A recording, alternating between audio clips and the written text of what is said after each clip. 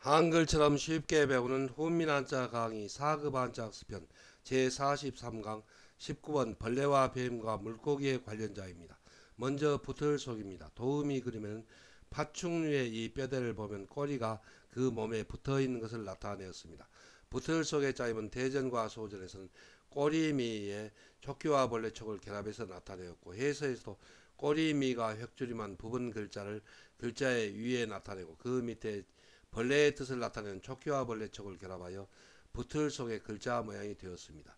이 꼬리미는 짐승의 몸시입니다. 뒤쪽 꽁무니에 붙어 있고 기다랗게 털에 쌓여 있는 털 모입니다. 1. 꼬리라는 뜻이며 보기로 미골이 있고 머리가 처음이라면 꼬리는 이 끝이라는 뜻이 되며 보기로 말미가 있습니다. 자원은 붙을 속 부탁할 촉은 동물의 꼬리는 짐승이나 벌레가 모두 등뼈나 몸통에 붙어 있듯이 한 몸을 이루어 일 붙는다. 또 딸린다는 뜻이며 보기로 속국이 있고 같은 때를 이룬 이 무리라는 뜻이 되며 보기로 관속이 있고 같은 무리에 들어오도록 3. 부탁한다는 뜻이며 보기로 촉탁이 있고 이 입구변에 붙을 속을 결합한 부탁할 촉과 그 뜻이 흡사합니다. 그런데 현대에는 이 입구가 들어간 이 글자를 주로 씁니다. 은과 음은 붙을 속, 딸릴 속, 무리 속, 부탁할 촉입니다. 그래서 부탁한다는 뜻으로 쓰일 때는 촉으로 쓰고 읽는다는 것을 잘 기억해 두어야 합니다. 다음은 용용입니다. 도우미 그림에는 신령스러운 상상의 동물인 용이 몸을 꿈틀거리며 구름에 쌓여 하늘로 솟구쳐 오르는 것을 나타내었습니다. 용용의 짜임은 소전에서는 이 치솟는 용의 머리를 상징한 글자와 그리고 몸을 나타내는 몸육을 결합하고 그 오른쪽에 용이 하늘로 솟구쳐 오르는 날아간다는 뜻을 나타내는 부분 글자를 결합하여 용용의 글자 모양이 되었습니다. 해서에서는 이 치솟는 용 머리를 상징한 글자가 설집자 모양으로 변형하여서 글자의 왼쪽 위에 나타내고 그 밑에 몸육이 육달러로 변형한 부분 글자와 그리고 용이 하늘로 솟구쳐 나르는 것을 상징한 날비의 뜻을 나타내는 부분 글자를 결합하여 용용의 글자 모양이 되었습니다. 자원은 용용은 신령스러운 상상의 동물인 용의 상형자로 지금의 글자는 용이 머리를 치켜 세우고 몸뚱이를 꿈틀거리며 구름에 쌓여 하늘로 솟구쳐 날아오르는 것을 나타내어 1. 용이라는 뜻이며 보기로 용호가 있고 신령한 용이 상징하는 이 임금이라는 뜻이 되며 보기로 용상이 있습니다. 운과 음은 용용, 임금, 용입니다. 한자를 쓰면서 마무리하겠습니다. 먼저 붙을 속은 꼬리미에 촉기와 벌레촉을 결합했습니다. 촉기와 벌레촉은 그 뜻에서 벌레라는 뜻입니다. 그래서 꼬리가 촉기와 벌레가 그 몸에 붙어 있는 것처럼 짐승이나 벌레가 모두 그 꼬리가 몸에 붙어 있다는 뜻을 나타내서 붙을 속 또 딸릴 속이 되었고 그 뜻이 파생하여 무리 속 그리고 부탁할 촉의 뜻이 되었습니다. 그런데 부탁할 촉은 현대에는 입구에 붙을 속을 결합한 글자를 부탁할 촉으로 씁니다. 그래서 꼬리미에 촉기와 벌레 촉을 결합하면 붙을 속 그리고 딸릴 속 무리 속이 됩니다. 훈과 음은 붙을 속입니다. 다음은 용용입니다. 용용은 기초학습편에서도 공부했는데 파자 기억법으로 공부하겠습니다. 그래서 설립 그리고 달월 그래서 입월 전복 몸기 석삼 이렇게 구분할 수가 있습니다. 그래서 입월 복기삼인데 전복은 필순이 다릅니다. 그래서 이 부분을 먼저 쓰고 내리그 가로 꺾은 이 부분이 한 획입니다. 그래서 전복 몸기의 윗부분입니다. 그리고 그 오른편 위에 석삼을 결합합니다. 그래서 용용의 자원을 이해하고 나서 그 파자 기억법으로 입월 복기삼을 차례로 써가면 용용이 됩니다. 다음은 엄습할습입니다. 도우미 그림에는 용이 구름에 쌓여서 하늘로 솟구쳐 오르는 그림이 있습니다. 엄습할습의 짜임은 대전과 소전에서는 용용 밑에 옷의를 결합해서 나타내었고 해서에서 용용을 글자의 위에 나타내고 그 밑에 옷의를 결합하여 엄습할습의 글자 모양이 되었습니다. 자원은 엄습할습은 용이 구름에 쌓여 하늘로 솟구쳐 오르듯이 죽은 사람에게 옷을 갈아입히고 배로 싸서 3. 염습한다는 뜻이며 보기로 염습이 있고 적군을 포위하여 1. 엄습한다는 뜻이 되며 보기로 습격이 있고 관습에 따라 이어받는다는 뜻이 되며 보기로 세습이 있고 옷을 껴입는다는 뜻이 되며 보기로 습이가 있습니다. 훈과 음은 엄습할 습, 이어받을 습, 염습할 습, 껴입을 습입니다. 다음은 밀추입니다. 도음이 그리면 새가 날아가는 그림과 그리고 앞 사람의 등을 앞으로 미는 그림이 있습니다. 밀추, 밀퇴의 짜임은 대전과 소전에서는 손수변의 세 추를 결합해서 나타내었고 해서에서도 손수를 글자의 변에 나타내고 그 오른쪽에 세 추를 결합하여 밀추, 밀퇴 글자 모양이 되었습니다. 자원은 밀추, 밀퇴는 사람이 손으로 물건을 밀어서 위치를 옮기는 것을 새가 날개를 벌리며 날아가서 위치를 옮기는 것에 비유하여 이를 미인다는 뜻이며 보기로 추진이 있고 인재를 뽑아서도록 밀어 이 천거한다는 뜻이 되며 보기로 추천이 있고 물건을 밀어서 옮기듯이 세상의 일이 변한다는 뜻이 되며 보기로 추이가 있고 생각을 미루어 짐작하여 추리한다는 뜻이 되며 보기로 추리가 있고 원고를 바로잡아 퇴고한다는 뜻이 되며 보기로 퇴고가 있습니다. 그리고 이 글자는 축어로도 읽습니다. 훈과 음은 밀추, 밀퇴, 천거할 추, 변할 추, 추리할 추, 그리고 퇴고할 추, 퇴고할 퇴입니다. 그런데 주로 퇴로 읽습니다. 한자를 쓰면서 마무리하겠습니다. 먼저 엄습할습은 용용 밑에 오디를 결합해서 나타냈습니다. 그래서 용용은 여러분들이 파자기억법으로 조금 전에 공부한 대로 이벌복귀삼으로 쓰면은 용용이 됩니다. 그래서 이벌복귀삼을 용용으로 나타내서 글자의 위에 쓰고 그 밑에 옷이를 결합하면 용이 구름에 쌓여서 하늘로 솟구쳐 오르듯이 죽은 사람을 옷을 갈아입히고 배로 쌓아서 염습한다는 뜻을 나타내서 염습할습이 되었고 또 그 뜻이 파생하여 이어받을 습, 또 엄습할 습, 그리고 껴입을 습의 뜻이 되었습니다. 그래서 훈과 음은 엄습할 습입니다.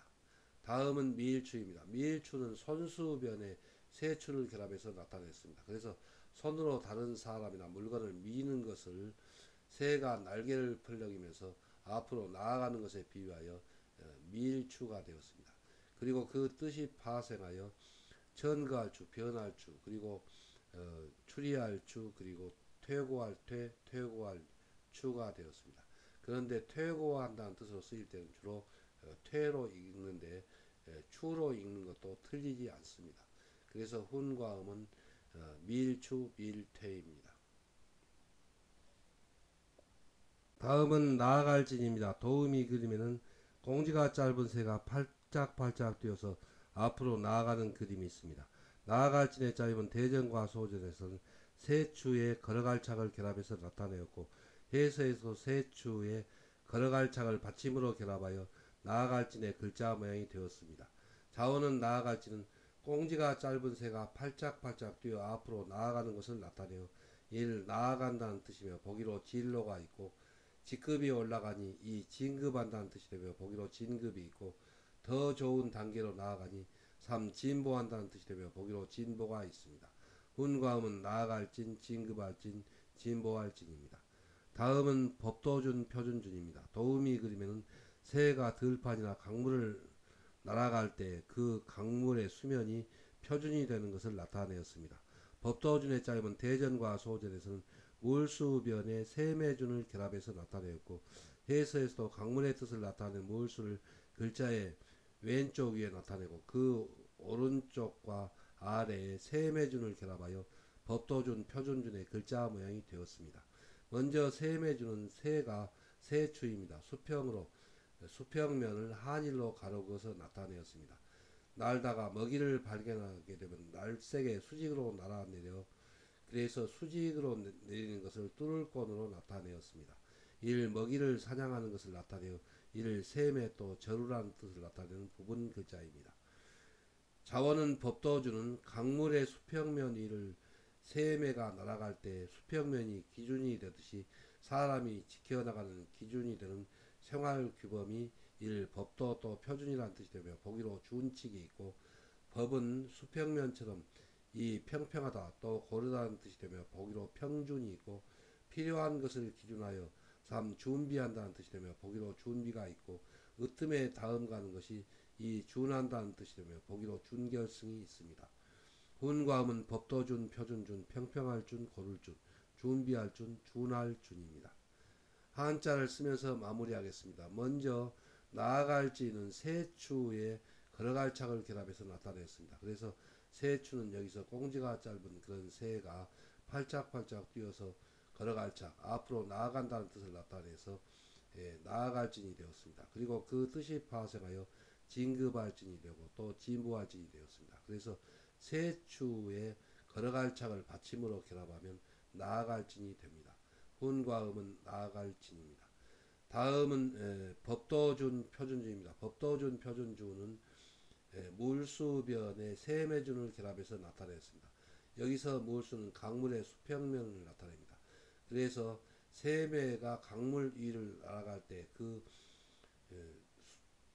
수평면이 기준이 되듯이 사람들이 지켜나가는 그런 생활 규범이 바로 법도 또는 표준이라는 뜻을 나타내서 물수변의 세매준을 결합하여 법도준 또 표준준이 되었습니다. 그리고 그 뜻이 파생하여 평평할 준, 고를 준, 그리고 준비할 준, 또 준할 준의 뜻이 된 글자입니다. 그래서 물수변의 세매준을 결합하면 법도준, 표준준이 됩니다. 다음은 섞일잡, 섞을잡입니다. 도우미 그림에는 옷을 만들 때 여러가지 색깔을 헝겊을 가리지 않고 모아서 저고리를 만든 것을 나타내었습니다. 섞일잡의 짜임은 대전과 소절에선 옷 위에 모일집이 변형한 부분 글자를 결합해서 나타내었고 해서에서도 옷 위를 글자의 머리에 쓰이는 모양을 변형하여 왼쪽 위에 나타내고 이 옷 위와 결합하기 알맞도록 모일집을 변형한 부분 글자를 결합하여 섞일잡, 섞을잡의 글자 모양이 되었습니다. 자원은 섞일잡은 옷을 만들 때 여러가지 색깔의 헝겊을 가리지 않고 모아서 만든 옷처럼 섞인다 또 섞는다는 뜻이며 보기로 잡음이 있고 많은 사물이 섞여 이 번거롭다 또 자질구레하다는 뜻이 되며 보기로 복잡이 있습니다. 훈과 음은 섞일잡, 섞을잡, 번거로울 잡, 자질구레할 잡입니다. 다음은 응답할 응입니다. 도우미 그림에는 매가 꿩을 사냥하여 주인에게 가져다 바치는 것을 나타내었습니다. 응답할 응의 짜임은 대전과 소전에서는 매응 밑에 마음심을 결합해서 나타내었고 해서에서도 매응을 글자 위에 나타내고 그 밑에 마음심을 결합하여 응답할 응, 순응할 응의 글자 모양이 되었습니다. 먼저 매응은 집에서 돌집어입니다. 사람이 사람인입니다. 새를 길들여 새추입니다.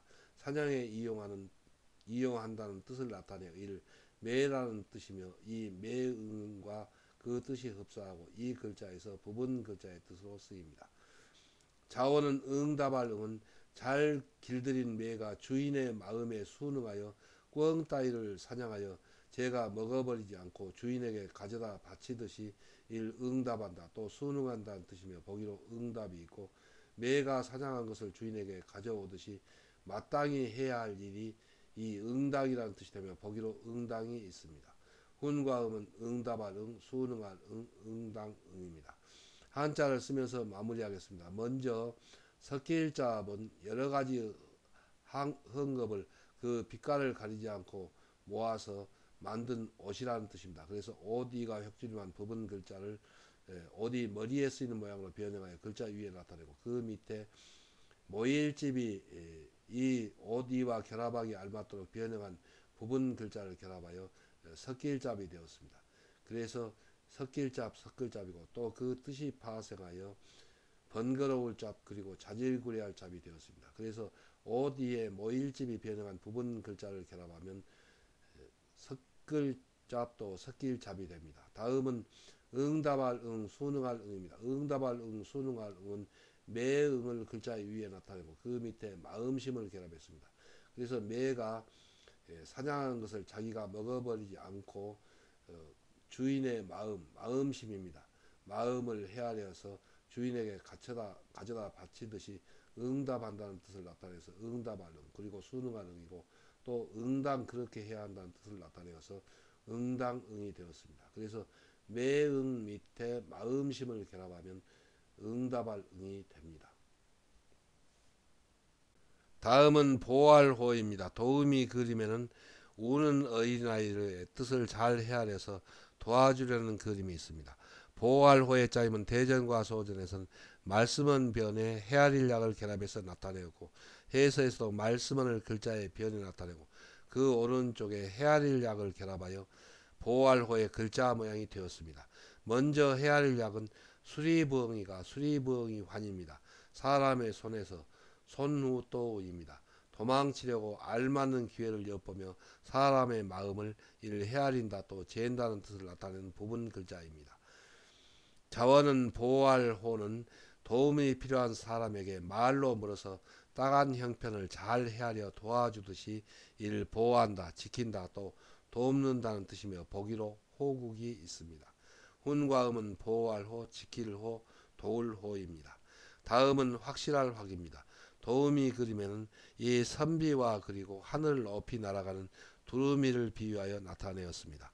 확실할 확의 짜임은 대전과 소전에서는 도울석변에 새 높이 날 학을 결합해서 나타내었고, 해서에서도 도울석을 글자의 변에 나타내고, 그 오른쪽에 새 높이 날 학을 결합하여 확실할 확, 굳건할 확의 글자 모양이 되었습니다.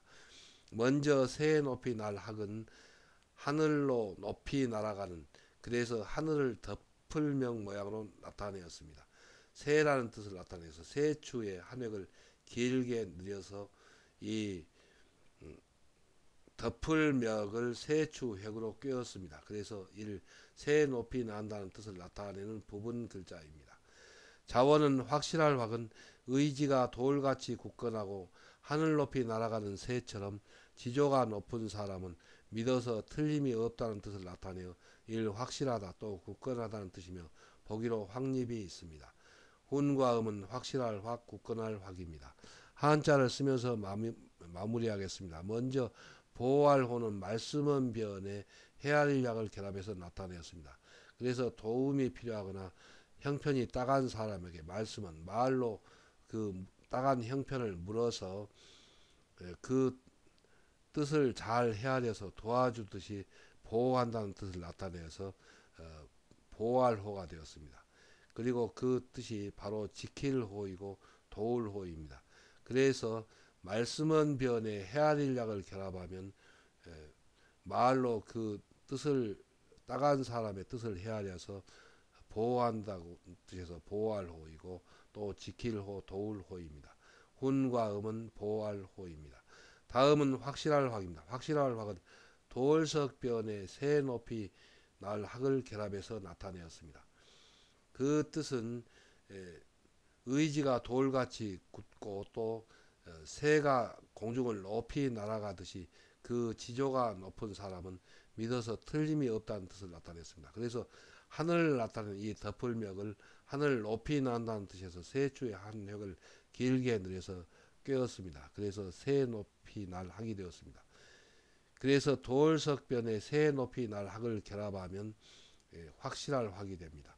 그리고 굳건할 확입니다. 돌석변에 새 높이 날 학을 결합하면 확실할 확입니다.